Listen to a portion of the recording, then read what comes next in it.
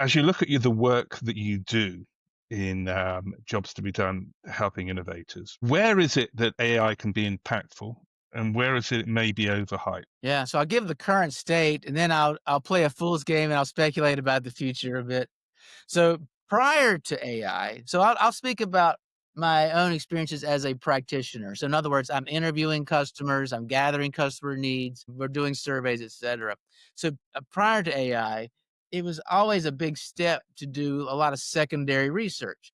So there's lots of things I would do, but I would read customer forums.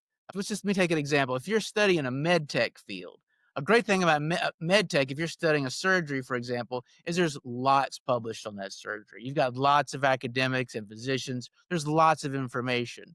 Before I pay, $500 an hour or whatever for a surgeon's time and my time, frankly, I'm going to spend a lot of time doing all this background work, reading all these medical journals.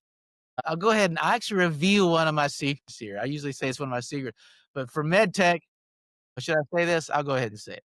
There's YouTube videos of surgeons teaching procedures to other surgeons, telling them what to watch out for. It's a wealth of information. So that's just one. But for each market, maybe you find maybe for one forum, for one market, there's a forum that's used. But anyway, point is you do lots of secondary research. And so as I first started using AI, that was the first thing is I can do that a whole lot faster with AI. I can just instead of reading, going through 2 dozen highly technical journals, I can just get a lot of those results with AI. So it replaces secondary research for me. But then as you get used to it, it's like, hey, I could just sort of program in the job and just ask it for a complete set of needs, a complete set of outcomes. And you can do that. You can do that. And so here's the current state.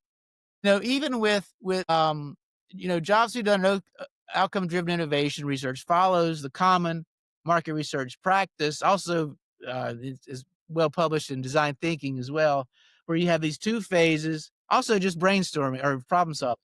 Where the first phase is, hey, what are all the possible customer needs? What's the complete list? And again, I mentioned from brainstorming because if you're problem solving, one of the first things you define the problem and then you come up with all the possible solutions. So AI is great. There's zero risk at coming up with all the possible customer needs in a market before you go talk to anybody or even after you talk to Mm. anybody. Get that complete list.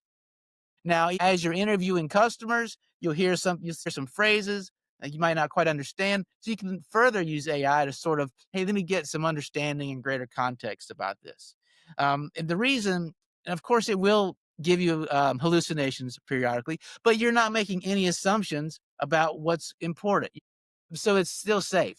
And so at this point in time, in late 2025, that's really where it basically sort of ends.